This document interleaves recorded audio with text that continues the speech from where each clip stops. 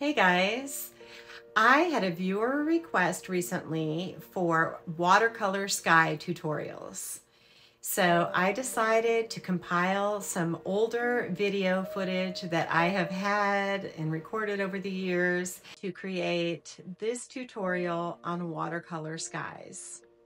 So grab your brushes and your paints and join me as we dive right in.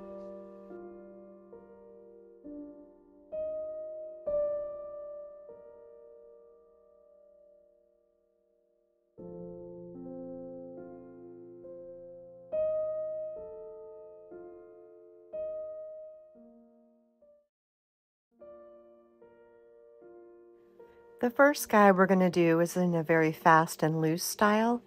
Here I'm using this large Chinese brush, and I just dipped the brush in a variety of colors. Here I'm going in with a quinacridone gold and an Indian yellow or lemon yellow. You can use either one.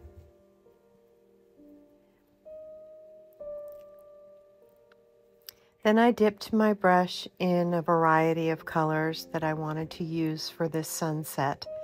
And here I'm using opera rose, a cobalt blue, an orange.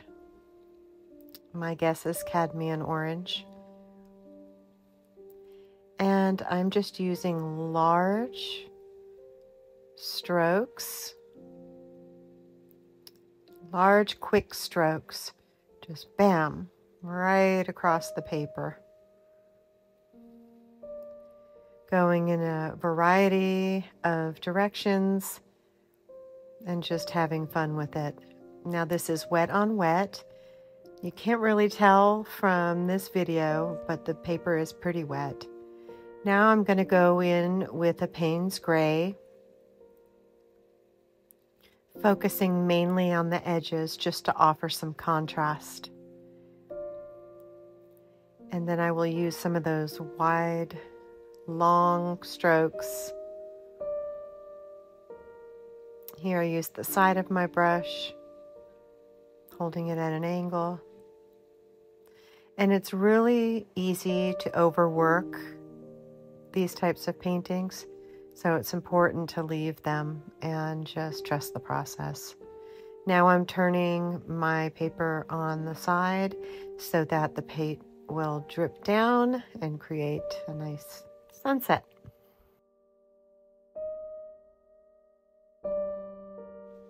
Now I'm going to be painting a somewhat stormy, overcast sky. So I'm wetting my paper sporadically. I'm leaving some dry patches. And again, I'm going in with a warm color first. It's so light you can barely see it. Here I believe I'm using a lemon yellow, and I'm just bringing a bit of warmth and light into the center of my painting. Now I'm coming in with an ultramarine blue, and I am using a small hake brush here. I love using the hake brush for skies. You cover a lot of paper with minimal effort. And I am leaving some negative space here, some white space for the suggestion of clouds, and just using kind of small, wavy, zigzag strokes on the paper. It's wet on wet with some dry patches again.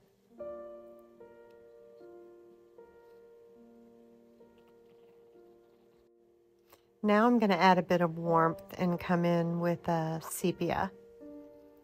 Not too much, just a little bit here and there to mingle those cool and warm tones. It's not a really warm tone, but it just kind of breaks things up a little bit. You can also use a raw umber, and it just creates some nice shadow effects. Just darkening it a bit, adding a little bit more, just to try to create a nice stormy sky. Now I'm coming in with some Payne's Gray. Same short, quick brush strokes, zigzag, swirly. Just a little bit of this and a little bit of that. Now this is where we tend to overwork our paintings. Because the watercolor does lighten as it dries, we tend to try to fix what looks like a big hot mess. This doesn't look natural at all, so the tendency is to try to play with it and overwork it in the process to try and make it look more natural. But don't do that, please. I added a little bit of purple just for some interest, not much. Next, I came in with a very clean size 8 round brush and just dabbed the brush on some paper towel each time I dipped it in the clean water and just rubbed out some nice fluffy white clouds. Now it's really important to dip that brush in clean water between each of these strokes, or else you will have clouds that have too much color in them and it gets muddy and messy. It's a bit tedious, but I really like the effect.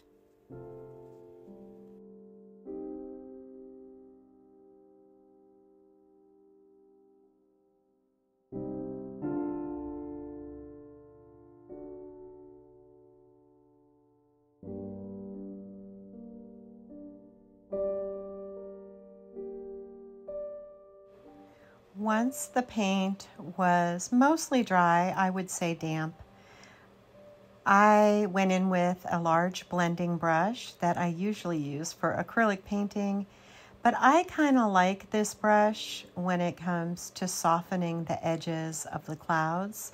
So, you know, I like to break the rules here, and this is breaking the rules, but it works well. And you can also kind of swipe in some wispy clouds with this brush. Just a few more smaller clouds in the distance.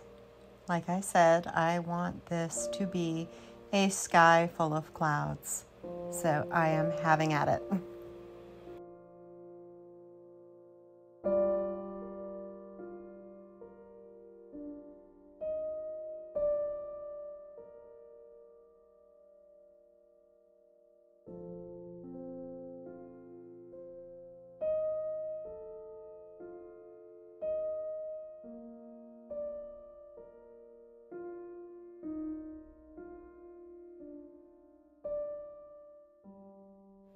And there you have it, a nice overcast sky with some fluffy white clouds.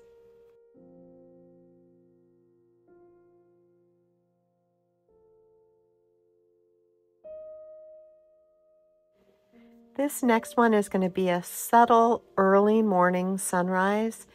It has more of an ethereal feel. I do like to create these guys a lot. I've wet my paper and I am adding in a light source in the center.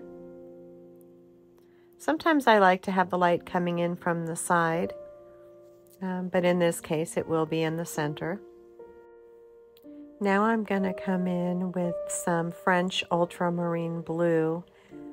The colors are showing up a little lighter here on my paper. This is an older video, so I apologize for that. However, it is a very diluted shade of ultramarine blue. And I am going in the swirly kind of zigzag patterns. I'm using a small squirrel mop brush.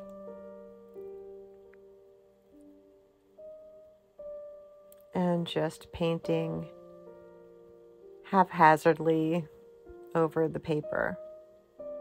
Now I'm coming in with a bit of purple. I believe this was alizarin crimson and possibly ultramarine blue mixed to create this purple.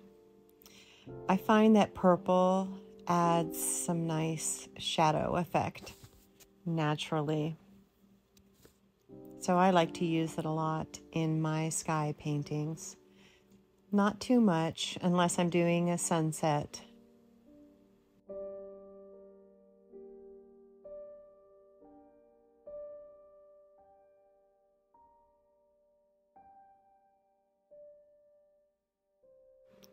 Because this is an early morning sunrise, I am using more than I would ordinarily.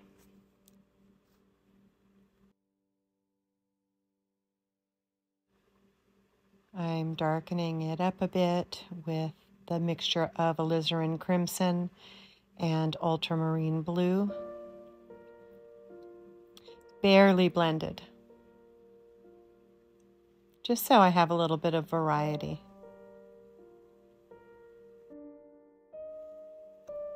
Now I'm coming in with a bit more of that ultramarine blue. And this will dry quite a bit lighter, and I want it to be nice and muted. So I'm not going too heavy on the blue, but feel free to darken it if you want a more dramatic sky. I'm going for subtle here.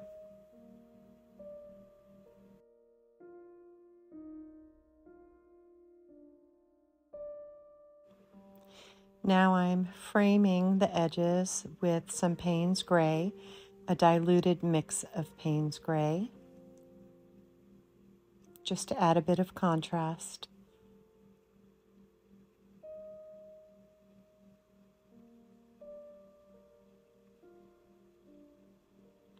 This adds the suggestion of clouds, and I use it a lot in my sky paintings.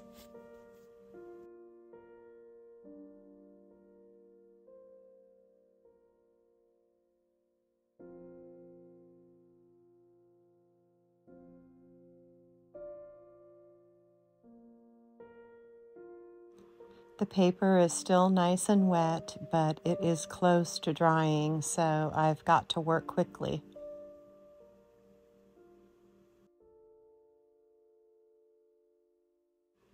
I'm switching over to my small hake brush here just to add a bit of drama, but you don't have to. I just like playing around. Lighter on the left, darker on the right.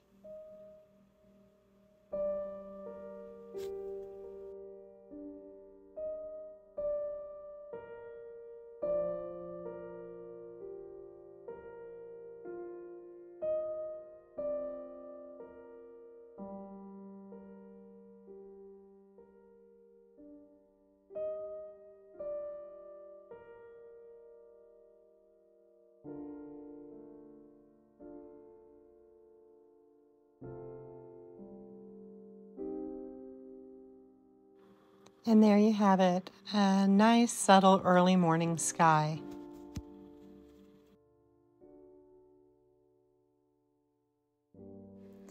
For this one, I knew the foreground was going to be pretty dark. It was going to be along the Blue Ridge Parkway here in the Blue Ridge Mountains. So I didn't want the sky to be too dramatic. So I am coming in with a quinacridone gold and a little bit of orange in there. And just starting with my light source. And I'm adding in some diluted alizarin crimson some Payne's Gray for some shadows. Just tapping it in. The paper's nice and wet and real short, somewhat abrupt strokes, tapping. I don't want that Payne's Gray to overpower. And like I said, I am going for a nice soft effect here with the sky.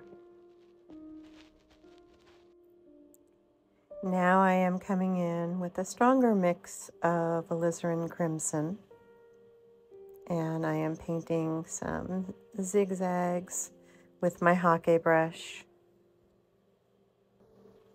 I am leaving some white space there.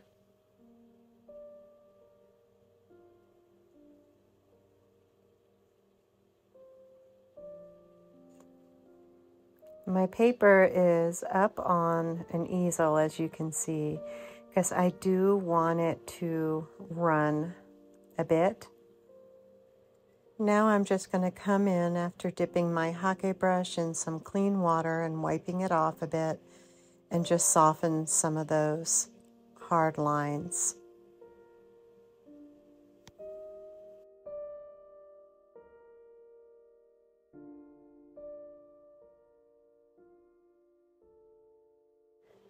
I'm not sure why I always feel compelled to add a brush stroke underneath the sky. I guess I'm trying to establish my horizon line, but I always have to do it the same way. Now I'm just softening and blending a bit. That's what I was doing there.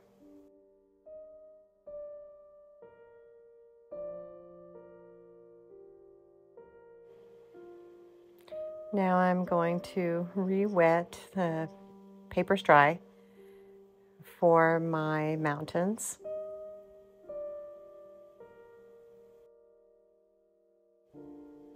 And I'm going to come in with this ultramarine blue for my distant mountains. Like I said, I plan on making these mountains fairly dark in comparison to the sky. So I wanted to keep the sky light but glowing.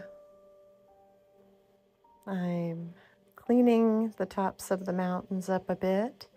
Since they are distant mountains, you want them barely visible. This should be nice and light.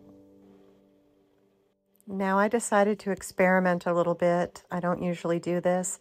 I added the layer that will be in the foreground on top of that background layer, that mountain.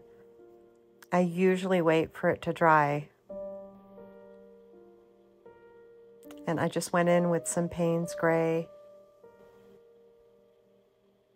Now I'm just adding a bit more contrast onto that distant layer. And it turned out pretty nice. I didn't love the shapes of the mountains in the foreground, how they were rounded at the top. But that was a result of painting wet on wet while doing the mountains and not allowing that background layer to dry.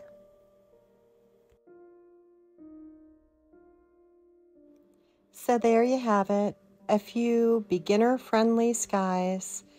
A few little bit more challenging, but with practice, you should be able to paint them in no time. Thanks for watching, guys. See you next time.